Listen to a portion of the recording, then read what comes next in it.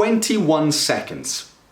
That's how long Canadian Prime Minister Justin Trudeau paused for when asked a difficult question from a journalist about what he thought of President Trump's response to anti-racism protests in America.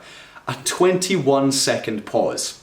Now, clearly he was considering his answer, carefully choosing his language, but it demonstrates the power of the pause. And you can do the same.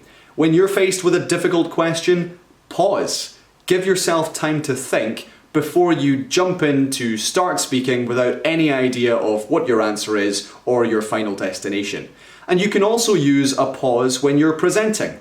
Leave a pause for impact. Finish a sentence, pause for 2 or 3 seconds, let the audience absorb what you're saying, and move on. Oh hey everyone, it's Colin again. Hit subscribe and thank me later.